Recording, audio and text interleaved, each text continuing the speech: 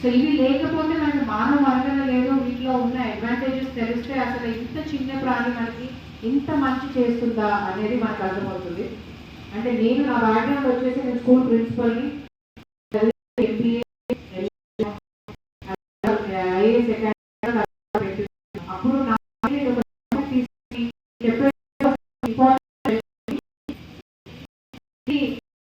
చేయాలి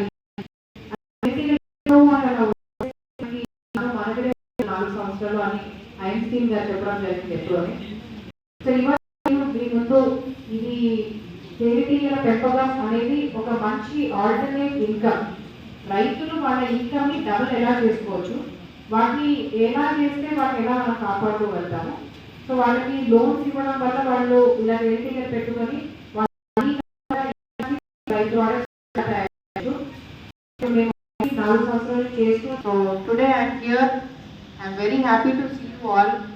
మీరు అన్ని డిస్ట్రిక్ట్ నుంచి ఉన్నారు, ఆల్మోస్ట్ హైదరాబాద్ అన్ని తిరిగి ఉన్నారు. కానీ స్వల్ప మనకి మనం ఎక్కడ అనేది తెలియడం కష్టము.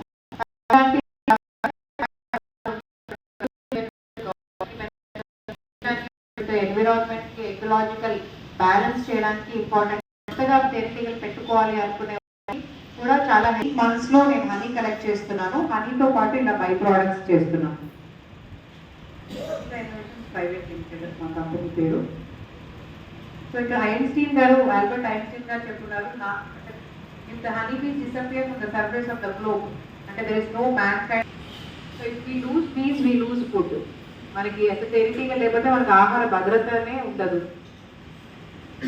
మనకి తేనెటీగలు ఉంటే మనకి అన్ని రకాల పంటలు లైక్ పండ్లు, కూరగాయలు, స్మెల్, కలర్, వీటితోటి అవి పాలినేటర్స్ ని అట్రాక్ట్ చేసుకుంటాయి. పరపరాగ సంపర్కం చేయడానికి అవి అట్రాక్ట్ చేసుకుంటాయి, ఇంకోటి కలెక్ట్ చేసేది. సో ఇన్ని రకాలుగా అది యూస్ఫుల్ కాబట్టి మనకి హనీ బీస్ అనేది పాలినేషన్ లో మేజర్ పార్ట్ అవి వాటి వల్లనే జరుగుతుంది.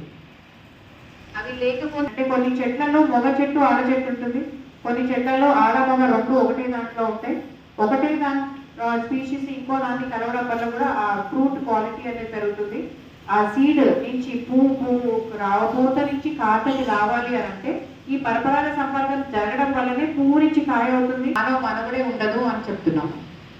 సో ఇవి హనీబీస్ అనేవి ఒక 20,000 రకాల హనీబీస్ ఉంటాయి, కానీ తేనె సేకరించేవి 5 ఉంటాయి.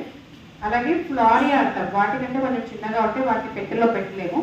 పెలిపోనా అంటాం, అంటే అవి స్టింగ్లెస్ బీస్. ఈ 3 రకాల బీస్ ని మనం పెట్టెల్లో పెట్టి వాటిని పెంచుకోవచ్చు, దాని నుంచి హనీ కలెక్ట్ చేయొచ్చు.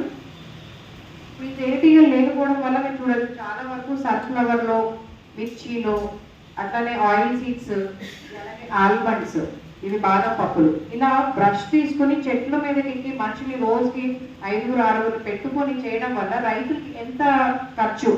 ఒక పువ్వు నుంచి ఒక పువ్వు జరిపినప్పుడు ఈ పుప్పొడి అనేది ఒక పుప్పొడి నుంచి ఆడ పుప్పొడికి తగలాలని అలా చేస్తుంటారు. అదే జపాన్లో చూస్తే చిన్నపిల్లలు వాడుకునే ఒక గన్ ఉంటుంది. సో ఇంకా కూడా మనకు ఉన్న బీస్ సరిపో, మన దగ్గర ఓన్లీ 1.5 మిలియన్ బీస్ మాత్రమే ఉన్నాయి మన దేశంలో. ఇంకా మలన్ అనేది పుప్పొడి ప్రతి పువ్వులో మనం పట్టుకున్నప్పుడు పౌడర్ తగులుతుంది కదండి, అది వీటి ఆహారం. అంటే ఇది వాటికి ప్రోటీన్. మనం ఎట్లయితే మాంసము, గుడ్లు తింటాము, పల్సెస్ తింటాము ప్రోటీన్ కోసము, బాడీ బిల్డింగ్ కోసము, వాటికి అది ఆహారము. అండ్ నెక్టర్ కొనకపోతాయి, ఓన్లీ వరి మాత్రమే మిగులుతుంది అని. ఇట్లా మన first thing is we have to create awareness. Honey bees అనేది చాలా ఇంపార్టెంట్. సో అట్లా ఏ పంటల్లో మనకి నెక్టర్ పొలన్ 2 ఉంటున్నాయి, అలా 2 విధాలు కూడా మనకి బెనిఫిట్ ఉంటుంది. ఇప్పుడు వికారాబాద్లో చూసుకుంటే మనకి చాలా వరకు 300 ఎకరాల పైనే వామ ఉంటుంది. వామలో పెద్దగా పురుగు మందులు ఏమి వేయరు. అండ్ ఒక టన్ వచ్చేసి లివర్ క్లెన్సింగ్, డైజెషన్ ఉన్నా కూడా ఇవన్నీ కూడా పోతాయి మనకి. ఇది ఒక మంచి ఫుడ్ మనము మార్కెట్లో ఇచ్చిన వాళ్ళం అవుతాము.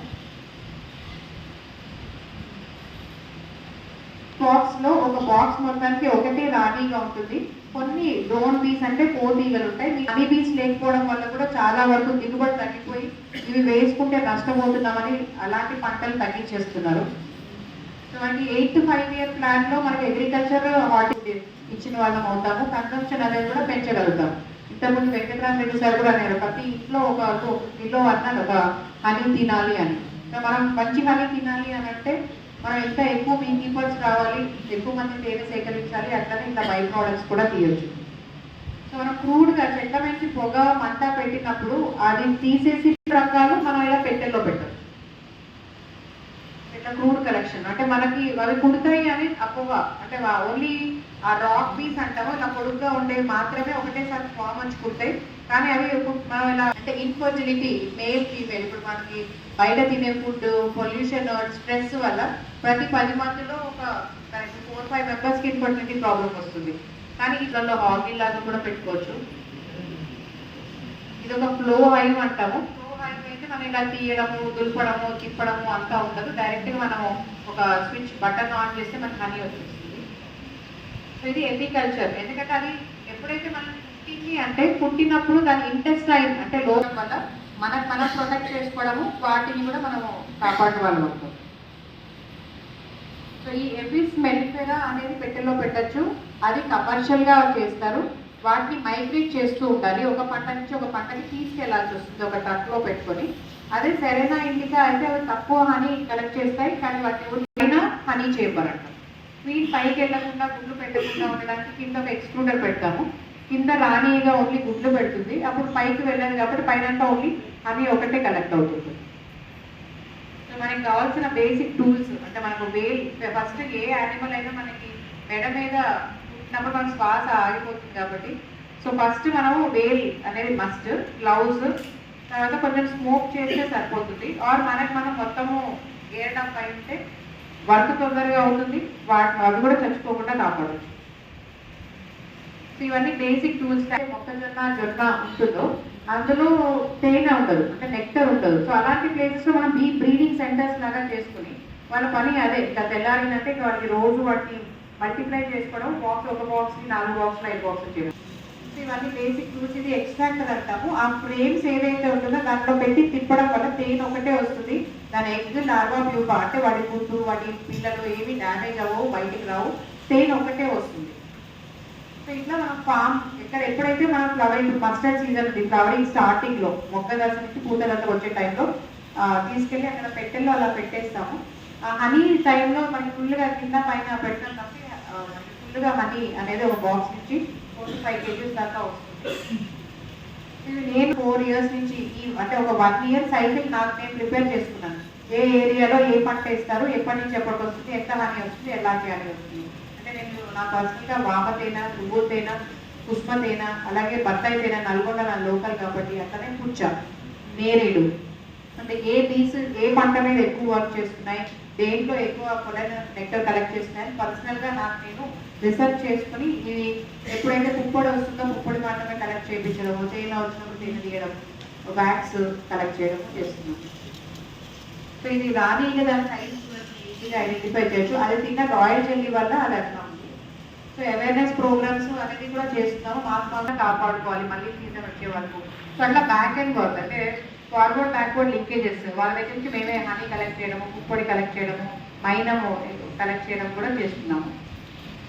సో అట్లనే ఇప్పుడు హనీ ఒకటే కాకుండా వ్యాక్స్ వచ్చినప్పుడు వ్యాక్స్ తోటి ప్యూర్ వ్యాక్స్ తోటి సోప్స్ తయారు చేస్తారు. ఇది విమెన్కి ఒక మంచి ఒక దగ్గర కూర్చొని చేయగలుగుతారు. అలాగే చాక్లెట్స్, అలాగే చిన్నపిల్లలు మనకి టిఫిన్ బాక్స్లో ఇలా బాటిల్ తీసుకెళ్ళారు కాబట్టి ఇలా ప్యాక్లో ఇలా చేసుకోవడం వల్ల ఒక బ్రెడ్ స్ప్రెడ్ రోటీలో పెట్టుకోవడానికి, ట్రావెలింగ్లో యూజ్ చేయడానికి ఇట్లా ప్యాకెట్స్లో చేస్తున్నాము.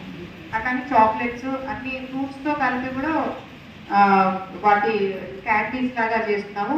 మిల్లెట్స్లో కలిపి కూడా మనము బిస్కెట్స్ చేస్తున్నాము. కానీ హనీని హీట్ చేయొద్దు కాబట్టి వాటి లోపల వాళ్ళకి మంచి ఇన్కమ్ అవుతుంది. So main thing is we have to save the బీస్. కొంచెం అవేర్నెస్ క్రియేట్ చేయడము, వాటి నుంచి మంచి ఇన్కమ్ వస్తుంది, వాటిలో బై ప్రోడక్ట్స్ వస్తాయి, వీ బై బ్యాక్, వాటికి మార్కెటింగ్ చేస్తాము. సో ఇంత ఉంది, మాకు టీం ఉంది వాళ్ళకి బ్యాకప్ సపోర్ట్ ఇవ్వడానికి. సో ఇప్పుడు మన అందరం కూడా కలిసి చేయడం వల్ల ముందు రెండేళ్ళని కాపాడుకోవడం, చిన్ని చిన్ని బై ప్రోడక్ట్స్ ఉన్నాయి. అంటే ఒక పుట్టించడం కూడా ఒక థెరపీ. ఒక దగ్గర మంచి చెట్లు బాగా ఉన్నాయి, ఒక ఎకో సిస్టమ్ బాగుంది అన్న దగ్గర ఇప్పుడు కేరళలో ఎట్లయితే ఆయుర్వేదం ఫేమస్, మనం కూడా తేనెటీగల్ని ఒక ఎపిథెరపీ సెంటర్ లో వాటిని కలెక్ట్ చేసి మనం ఎవరికైతే పెరాలసిస్ ఉందో వాళ్ళకి ఒక 6 బీస్ ఇస్తే వాళ్ళు వ్యాక్సిన్ మనం ఏదో కెమికల్ వ్యాక్సిన్ కాకుండా ఇట్లా వ్యాక్సినేషన్ కూడా ఒక మంచి నెక్స్ట్ అడ్వాన్స్ లెవెల్లో మనం అది కూడా వెళ్ళచ్చు. ఎందుకంటే వేరే దేశాల్లో చూసుకుంటే honey is the last product. ఇవన్నీ కూడా వెనము, రాయల్ జెల్లీ, ప్రొపలిస్ అంట. ప్రొపలిస్ కూడా షాంపూస్ అది కార్లో ఉన్నాయి. అవి టించర్ లాగా వాటి ఇప్పుడు కట్స్ మూవ్స్ లో టించర్ కూడా తయారు చేస్తాం ప్రొపలిస్ తోటి. ఏరియాలో ఇలా ఒక కస్టమ్ హైరింగ్ సెంటర్ లాగా పెట్టుకున్నా కూడా ఏ రైతులు ఉన్నా వాళ్ళకి